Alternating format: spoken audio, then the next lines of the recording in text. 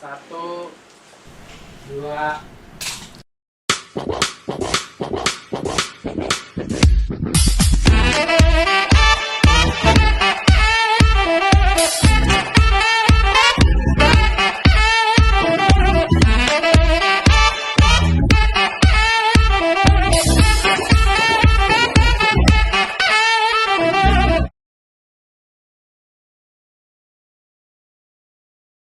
Halo semua, kembali lagi di podcast Room Dalam Deli 3 dengan tema Say Goodbye to Bestari.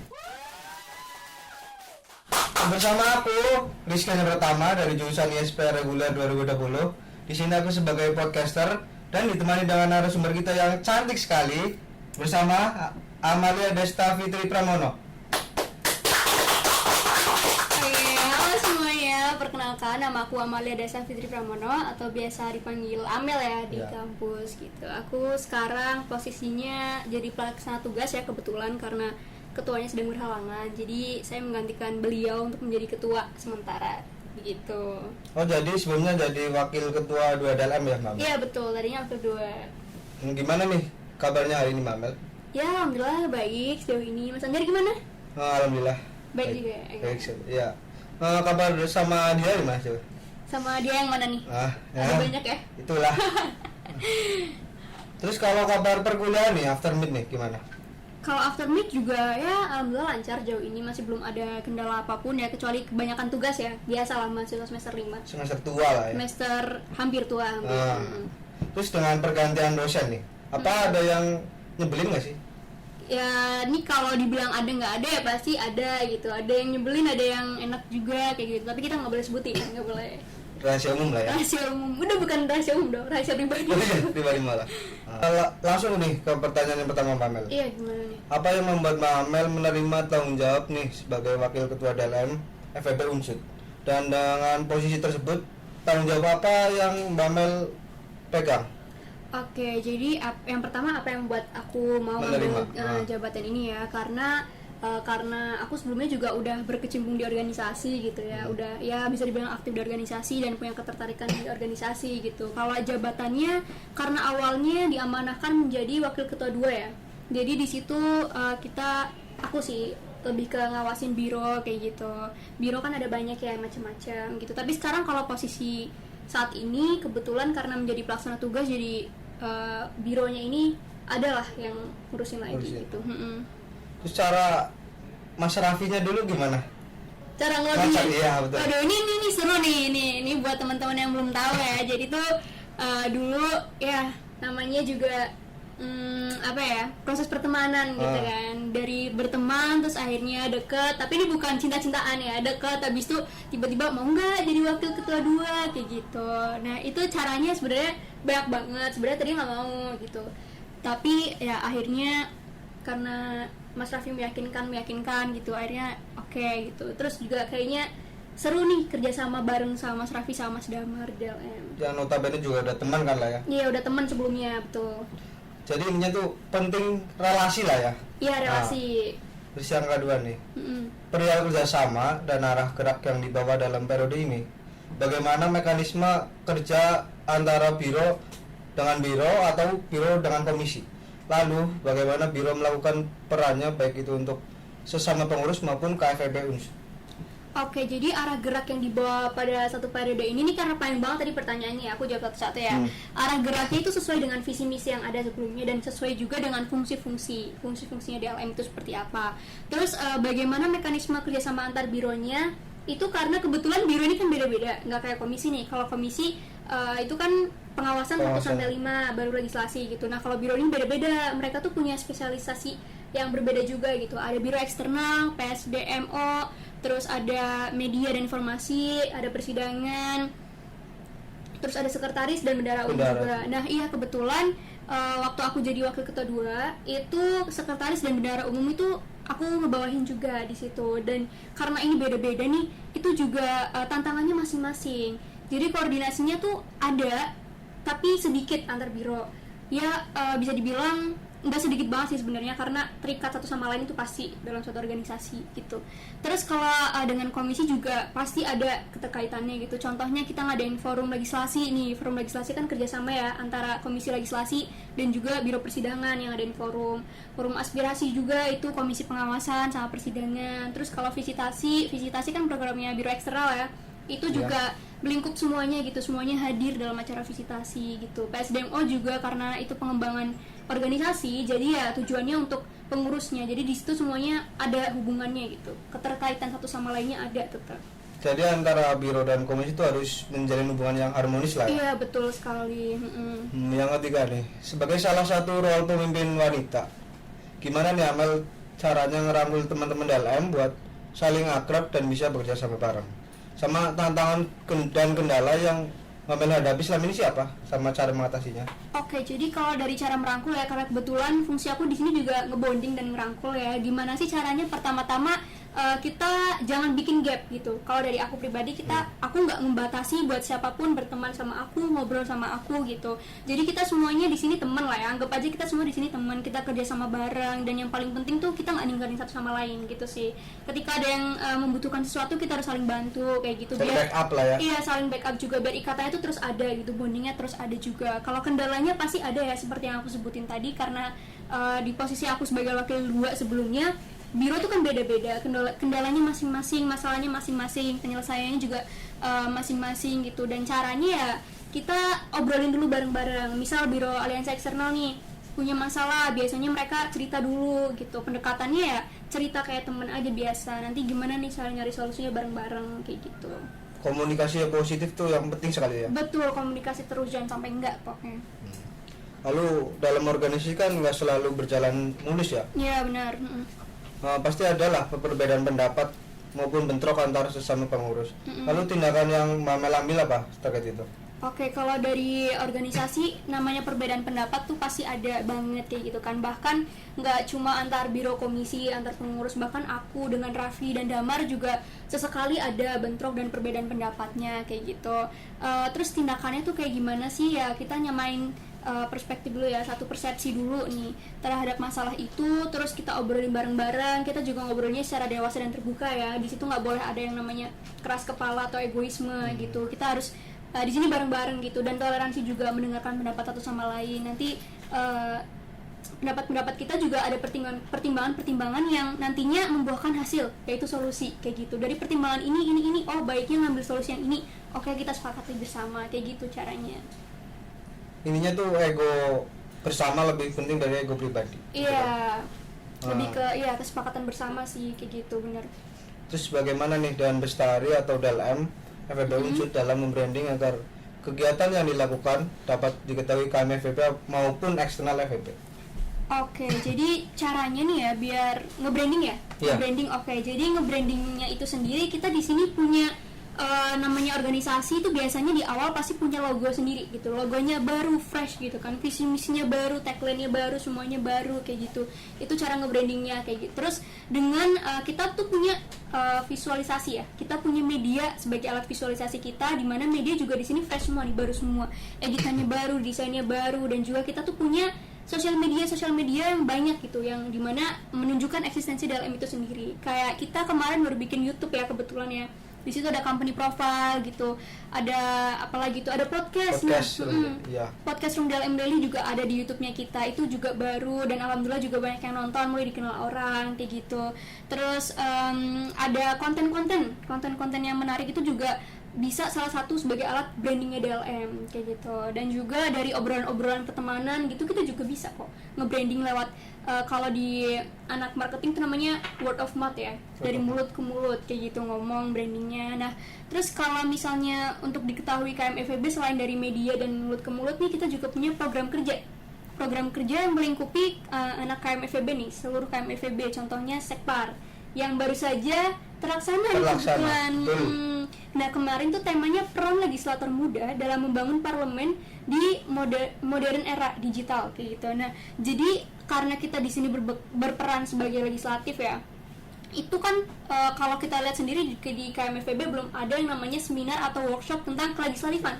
Nah jadi di sini kita memfasilitasi KMFEB untuk menjadi panitia, salah satu bagian dari panitia ataupun peserta dari seminar itu gitu. Itu melingkup keterlibatan ya KMFVB gitu. Lalu sampai dengan bulan November ini, pencapaian apa saja yang udah dicapai nih, baik dari biro maupun komisi? Dan apakah itu sudah sesuai dengan visi dan misi dalam FEB Unsud, Mbak Mel? Oke, jadi yang udah dicapai ya pada bulan November ini, yang pertama kalau dari biro tuh gongnya nih ya, paling besarnya tuh Sekpar, ya sekolah parlemen. Mas Anjar juga kebetulan kemarin panitia ya? Alhamdulillah. Iya, gimana nih Mas Anjar kemarin?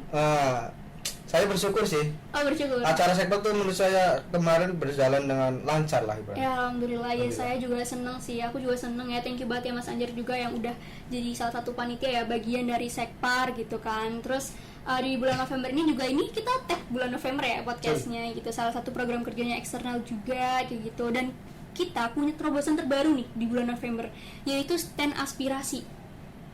Jadi karena sebelumnya itu forum aspirasi, dan kita coba nih membuat alternatif baru yang tidak menghilangkan esensinya untuk mengumpulkan aspirasi dengan cara membuka stand aspirasi. Dan stand aspirasi ini adanya di mana sih Mas Anjar? Adanya itu di lapangan basket gitu. Jadi siapapun KMFVB yang mau memberikan aspirasinya kepada BEM itu bisa banget mampir ke stand aspirasi. Itu sih sejauh ini. Terus karena kita juga di sini sebagai fungsinya ya, tadi kan keterkaitan dengan tercapai atau belum sih visi misinya gitu, karena di visi misinya ini juga ada fungsinya ya, fungsinya sebagai pengawasan juga. Kita di sini ngawasin gitu selama ya sejauh ini, bukan cuma di bulan November ya, kita mengawasi BEM terus menerus, terus melakukan aspirasi juga nggak hanya dengan stand aspirasi. Kebetulan kita juga melakukan visitasi atau ya sekedar ngobrol-ngobrol gitu, mengunjungi sekre-sekre, kita ngobrol sharing gimana, ada aspirasi nggak buat BEM. Iya, itu sih sejauh ini yang baru ya. Untuk stand aspirasi itu ke labasnya itu surat atau gimana Mbak? Oke, jadi di sini karena kita di dalam sendiri itu digitalisasi Mas Anjar. Sebenarnya boleh juga kalau misalnya kita menyerahkan pakai kertas ya secara tersurat gitu boleh, tersirat juga boleh, tapi kita lebih menyediakannya digitalisasi, itu ada barcode gitu, yang bisa di scan kapan saja gitu. Dan di situ kita pun nggak hanya tinggal diam di stand ya, kita tuh anak-anak DLM nih, kalau teman-teman ada yang pernah disamperin anak DLM buat ngisi, nah itu sedang menjalankan tugasnya tuh, ayo isi gitu kan, pakai barcode kan, kemana-mana dikasih barcode-nya juga gitu, karena kita pengumpulan datanya juga sistemnya digitalisasi. Nah, pertanyaan selanjutnya Mbak Mel, pernah nggak sih dalam satu periode ini dalam FEB Unsud itu mengalami masa krisis? Nah, iya Mas Anjar. Jadi di sini juga aku mau cerita ya pengalaman aku gitu. Satu periode ini tuh mengalami krisisnya pasti ada. Namanya organisasi tuh ada naik turun kayak gitu kan. Krisisnya terbesar itu kalau menurut aku ya, karena ini tanya ke aku kan. Ya, betul. Ya, jadi terbesar itu kemarin pas ada surat ini pernyataan kalau Mas Raffi itu mau menonaktifkan diri gitu. Nah itu tuh yang terbesar, jadi kan harus ada tanggung jawab baru nih buat aku tentunya gitu. Itu krisis sih, karena perpindahan ya, yang namanya jabatan tuh nggak bisa dialihkan, tapi untuk melanjutkan apa yang sudah dijalankan itu susah gitu. Jadi menurut aku di situ krisisnya, perpindahannya gitu. Nah, dan dengan adanya perubahan itu, kepemimpinan internal di dalam FEB apakah menjadi persoalan besar dari Mbak Mel? Oke, kalau dari segi kepemimpinannya sendiri itu sebenarnya enggak ya Mas Anjar, karena sebelum SK atau surat keputusan itu keluar pasti udah ada diskusi dong, ada rapat juga antar pimpinannya terkait ini, bahasanya terkait siapa yang mau gantiin Mas Raffi waktu itu ya buat jadi ketua DLM, dan keputusannya aku gitu. Dan ini juga sebenarnya nih keputusan yang naik aku nih juga bukan dari aku sebetulnya. Ini karena emang anak-anak aku aja nih pas ditanyain gimana kalian bisa nggak kalau misalnya aku nggak diwakil 2 terus aku harus gantiin Raffi, mereka bilang bisa-bisa aja gitu kan. Ya udah, jadi ya gitu. Kalau di Mas Damar tuh posisinya sangat dibutuhkan ya sebagai wakil ketua 1 gitu, karena bagaimanapun juga yang tahu tentang keseluruhan komisi itu ya Damar gitu. Jadi itu akan lebih susah ya dirasa ketika dipertimbangkan tuh akan lebih susah ketika Mas Damar yang naik daripada aku gitu. Jadi akhirnya waktu itu keputusannya aku. Secara Mbak Mel menyikapi pergantian kepemimpinan ini gimana? Nah itu juga sebenarnya butuh waktu ya, karena masih terbiasa gitu. Kayak misal contohnya nih, ada surat undangan masuk itu masih ke Raffi gitu, masih ke Mas Raffi waktu itu. Jadi kayak Mas Raffi tuh selalu nge-forwarding ke aku gitu kan, kayak Mel ada undangan, ngasih tahu gitu. Dan karena kebiasaan anak-anak biro nih ya, pimpinan-pimpinan biro juga biasanya kalau ada apa-apa tuh bilang ke aku nih, itu juga masih kebawa Mas Anjar. Double-double ya? Iya, jadi kayak tiba-tiba ada aja pimpinan biro nih yang ngechat kayak Mel nih gimana ya, Mel nih gimana ya. Dan karena aku di situ udah nggak megang tanggung jawab sebagai wakil kedua, akhirnya di take over sama Mas Asmi gitu. Tapi tetap butuh waktu gitu. Jadi sekarang yang mimpin biro itu Mas Asmi? Iya, ada namanya Mas Asmi. Dan sebelumnya tuh Mas Asmi jadi apa? Jadi kepala bidang sekretaris umum. Sekarang kebetulan gantiin aku di wakil ketua 2 gitu. Mungkin ada pesan dan kesan nih yang mau disampaikan baik untuk pengurus maupun KMFB Unsut, Mbak Mel. Oke, kesan dan pesannya ya. Kesannya untuk pengurus ya.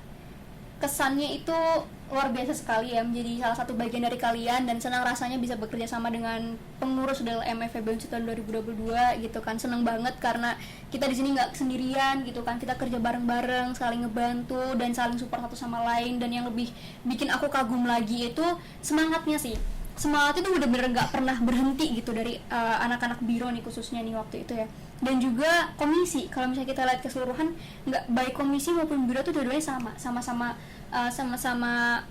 support saling satu sama lain kayak gitu. Terus sama-sama kuatnya, sama-sama berprogresnya juga kayak gitu di tahun ini, karena kebetulan tahun ini banyak hal-hal baru yang dibawa gitu, kayak konsep-konsep par yang berubah yang gitu, dulu online sekarang offline. dari online ke offline. Terus kepanitiaannya juga semakin besar ya, kebetulan lingkupnya juga semakin luas. Terus ada juga di komisi pengawasan kita punya SOP yang sebelumnya juga nggak ada Mas Anjar gitu. Terus ada banyak lagi juga di Sekum dan Belum juga sistemnya mulai berubah dikit-dikit kayak gitu. Jadi dan aku tuh salut banget ya sama mereka yang bisa ngejalanin itu dan merubah itu, karena itu menurut aku nggak mudah kayak gitu. Dan pesannya nih, pesannya untuk pengurus aku yang sekarang ya, pengurus DLM FEB maksudnya yang sekarang, pesannya buat kita tinggal dikit lagi nih teman-teman gitu kan, dikit lagi kita selesai, bukan selesai sih, apa ya, menuntaskan. Ya betul, menuntaskan apa yang menjadi tanggung jawab kita di DLM FEB Unsut. Tinggal dikit lagi, jadi tolong semangatnya dijaga dengan sangat gitu, dan jangan pernah ngerasa sendirian juga, karena di sini kita ada satu sama lain ya, saling ngebantuin juga kayak gitu. Terus untuk dalam tahun selanjutnya, pesannya untuk dalam tahun selanjutnya aku yakin kalian akan lebih baik lagi dari tahun sekarang ya, karena nggak tinggal melanjutkan sih, pasti akan ada perubahan lainnya mungkin kayak gitu, tapi setidaknya at least di pengurus kita tahun ini ada yang bisa dilanjutkan kayak gitu. Semoga lebih baik lah ya. Iya, amin, semoga lebih baik, lebih berprogres lagi ke depannya. Dan untuk KMFB Unsut nih gimana? Oke, pesannya ya buat KMFB Unsut ya, ini sih yang masih menjadi permasalahan ya, permasalahan yang memang harusnya DLM yang menyelesaikan juga gitu, karena di aspirasi nih banyak yang sebenarnya udah ngisi Mas, tapi banyak juga yang masih belum ada kesadaran untuk mengisi gitu dari KMFB terhadap aspirasi ini, karena memang suara kan nggak bisa dipaksain gitu kan. Itu lebih ke partisipasinya aja sih di KMFB itu sendiri, di setiap kegiatan-kegiatan yang diadain sama organisasi-organisasi di KMFB kayak gitu. Semoga kita semua ya teman-teman semuanya deh di sini bisa saling meningkatkan kontribusinya gitu di KMFB. Buat yang terakhir nih Mbak Mel, aku mau Mbak Mel kasih closing statement buat kepengurusan dalam satu periode ini. Oke, ini udah terakhir banget nih. Iya nih temanya, tapi aku mau tanya dong, boleh nggak balik? Gimana? Kenapa temanya Say Goodbye to Bestari nih? Ya, gimana ya? Ini udah terakhir nih, udah memasuki akhir-akhir periode. Sedih nggak sih? Kalau bilang sedih ya sedih sih. Sedih. Tapi mau gimana lagi, kalau ada pertemuan pasti ada perpisahan. Betul, ada pertemuan ada perpisahan. Yeay. Luar biasa Mas Anjar ini ya. Nih aku juga sedih sih, ada senangnya ada sedihnya ya meninggalkan Bestari gitu. Closingnya dari aku, buat temen-temen semua dalam FEB Unsut 2022, jangan pernah lupain sama perjuangan kita di tahun 2022 ini, susah senangnya, manis pahit gitu kan, the bittersweet of DLM.